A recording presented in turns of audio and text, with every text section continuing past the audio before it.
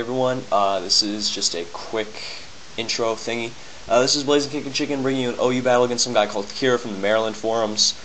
Knowing about my team that I used. One day I was on Skype with my friend Super Arcanist, and I was trying to make a good team, and he was like, you know, fuck making a new team, I'll just give you my old one that wrecks everything. So I tried it out, I changed it up a bit, more of my style, I guess. And yeah, it's still originally his team. It's a great team. So thanks to him. Go check him out because, yeah, he's a very, very, very good battler, and he's doing a Nuzlocke run of some kind of Pokemon hack. Anyways, yeah, let's get this battle started. Alright, Skarm vs. Heatran, so this is a great matchup for me. I'm just going to click Overheat because this is a Specs Tran. I don't need to predict with this thing. I just do massive amounts of damage to everything. Look at this. This thing is timid, and this Gyarados resists it. That's 40% from a resisted move. That is pretty goddamn impressive. Now, I'm expecting it to be a Rest Talker because DD Gyara's take over half from that Overheat. So I'm going to go to Pert, knowing he's not going to have Taunt, so I can just set up my rocks. But he roars me a good move, going to scout my team a little. But he brings me to Coon. Now, I know I'm going to scare him out with the thought of HP Electric, which I do have. So I expected a Grass type, so I went to Tran. He sends an Irachi. I'm like, okay, he's going to switch the Gyara in, or he's going to switch in his own Tran. So I go to Pert to try to set up rocks, because, you know, rocks are priority, but he ends up HP grounding, so, I predicted something else, but I saved my Heatran by doing it, which is pretty good, I guess. So, I get up my free rocks, which is great. That thing doesn't have Grass Knot, because Super Irachi does not have HP ground and Grass Knot. He's gonna go to Skarm, who I can't touch, and he's gonna set up hazards all over my ass if I don't get Heatran in there and start firing off fire attacks. Firing off fire attacks, not funny. So I was considering going for Earth Power because I'm pretty sure he's got a Tran, and he actually switches in Flygon thinking the same thing. But I decided, let's just go with Overheat again. I don't know his whole team yet. I was hoping that he would U-turn and go to Gyara, because I thought if he didn't switch in Tran here, he wouldn't have it. I was hoping he would go to Gyara so I could make it take rocks damage as well as the Overheat, so he'd have to rest up and then get a turn of advantage. But no, he U-turns into his Tran because his Flash Fire boost, then pulls a pretty goddamn nasty double switch, going to Skarm as I go to Pert, trying to take on that Tran. So that was a very good move, and he knows I'm going to switch, so he's going to phase me away and make me take more rocks damage. So he brings me into Coon, and even though this is an offensive Coon, I don't have Hydro Pump on this thing. I think I Pokesolved it with Surf by accident, because I'm a fucking idiot. But I generally run Hydro Pump on mine, but I don't have it here, so I can't 2-KO this Skarm. So I go back to Tran knowing he's going to try to Spike, and see, he's got pretty much like 4 options here. 1, keep in Skarm, expecting me to predict.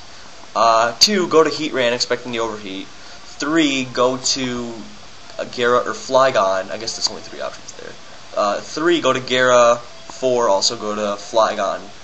To avoid Earth Power. Basically, both of those pokes have the same purpose.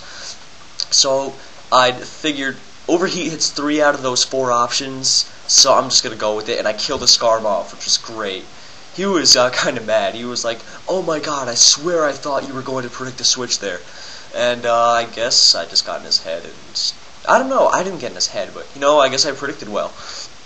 So, Gyara comes in, I know he's going to rest, so I go to my Rotom, get that turn of advantage I mentioned earlier, and now I'm expecting him to go to Tran, because the obvious answer to a Rotom with no leftovers is Flygon, because it's either going to T-Bolt a Gyara or he's got a Trick predicting a switch.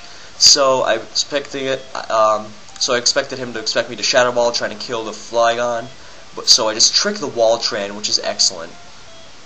And I go for T-Ball just to get damage and scout what move he's going to lock himself into now that he's stuck with a Scarf. And then I predicted his Gyara switch. Now, if you're wondering why I didn't just go right for T-Ball if I predicted it, I wanted something to like fall back on just in case I didn't get it right. Suicune takes the Lava Plume in case he just wants to go for another, and it also beats the Gyara, so good move either way. Go to Swampert now, predicting the Jirachi, because that's pretty much the only thing I've seen that can handle his team. That can, handle this Coon. So I go into Pert, and because that Jirachi is so valuable, I know he's not going to risk losing it to an EQ. So I go for Roar, get some Stealth Rock damage on his last poke, which is Gengar, good stuff.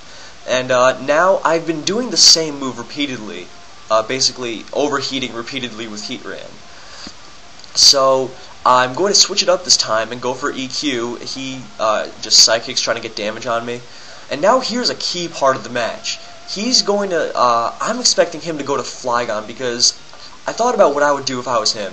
And I would go to Flygon to dodge the EQ, Outrage to get some damage, and let Flygon die, then easily pick off Pert once it's weakened. Because if it's over half and you don't have a grass move, Pert is pretty goddamn hard to kill. So I nailed the Flygon, which was excellent, and yeah, that's great. Now I'm expecting this Gengar to be substitute Pain Split, which they all are nowadays, but he's actually one of those really old Gengars with Hypnosis, I guess, because he had Diamond. No, I don't think he was hosting. I don't remember. But if he was hosting, then he had 70 accuracy. If not, then he hit a 60 accuracy move, which pissed me off. So I go to Faladran, named after my friend from Smokin who likes Jirachis. Because I know he doesn't have Life Orb now, then he's not going to be hitting as hard, so I can avoid a 2 KO, even after spikes.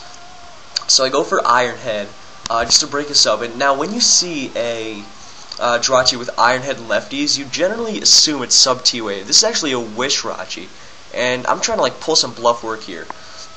So there's the first bluff. He thinks I'm going to T-Wave that turn, but I wish, expecting him to do that or switch to Gara, predicting the T-Wave also. Now, my plan is, break the sub with Iron Head. Now that he knows I'm a Wish Jirachi, he's going to expect me to have Body Slam, not T-Wave. So I'm going to break the sub, get my Wish, then T-Wave the Gengar, and basically cripple it, making it so much easier for my other teammates to kill it, for my other Pokemon to kill it. But no, he gets a crit, which is absolutely spectacular. You know? I'd love nothing more than getting critted at a crucial part of the game. Jokes aside, I was looking at my team and I was like, shit, dude, this thing's gonna rip me apart. I only have one thing. I have like 2 things that don't get KO'd in one shot by its moves, and one of them, Swampert, is sleeping. So I go to Coon, break the sub, and then thinking Coon might be valuable death fodder later, I also thought that I would be able to live one more switch into entry hazards, but it doesn't happen. Go to Heatran, hopefully he'll miss a Focus Blast and I can just roast him with Overheat, but that doesn't end up happening because my luck is terrible. Anyways, this is a crucial part. This is the game right here. He's going to sub expecting Spore, and I'm going to, you know, Seed Bomb him because I don't want him. If he, like, subs and I Spore him, the sub will block Spore and then I'm dead. Like, I'm screwed. I'll get swept. So, now I'm going to go for Spore. Basically, if he subs again here, and I Seed Bomb again, then he can't kill me with Shadow Ball because I'll get Toxic Orb recovery, and he doesn't have Life Orb, so he doesn't have that extra power, and then he will die to another Seed Bomb. So I basically thought about the risk versus reward from his side, and put him to sleep. He doesn't kill me with Shadow Ball because he doesn't have the power that Life Orb Gengar does. So that was, you know, now I have a fighting chance. Now, I predict the Gara to come in to get the Intimidate on me, and, you know, try to burn some sleep turns. So I go back to Rotom, and I'm just going to, and see, now, whatever happens, he's going to lose something. If he switches in Tran, outran, and 2 KO'd. If he switches in Gengar, dead. If he keeps in Gara, dead. If he goes to Rachi like he did, dead. So the Heatran comes in now. I personally would have gone right to Heatran because then I could have brought it. He could have brought it. Yeah, I would have brought in Heatran because then Rachi would outrun and have a chance to kill with Psychic. It wouldn't 100% guaranteed kill, but I'd at least give myself a chance.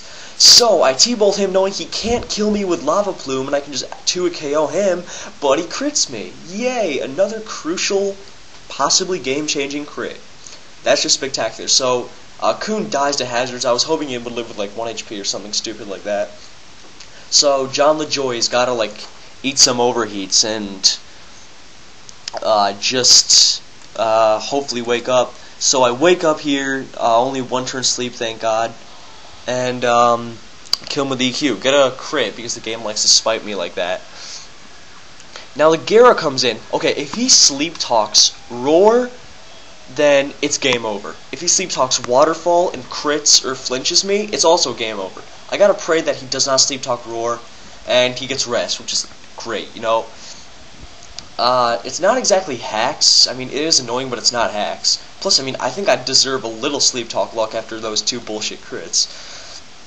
So Gengar comes in, I need it to sleep for 2 turns. If it sleeps for 2 turns only, that is all I ask for. Like, when I put something to sleep, I generally ask for 2 turns of sleep.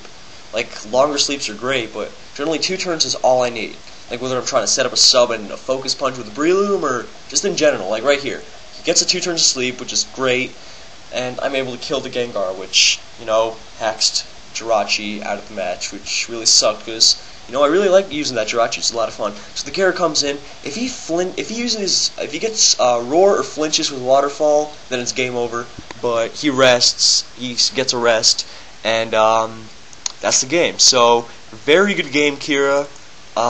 Hax was retarded, but you know, that's the game, I guess, and I still pulled through. So yeah, thanks for watching. Thanks to Zeke for the team. Check him out, and I will yeah, check out my channel if you got the time. See you guys next time. Peace. And I still have time. I talk too fast. Jesus Christ.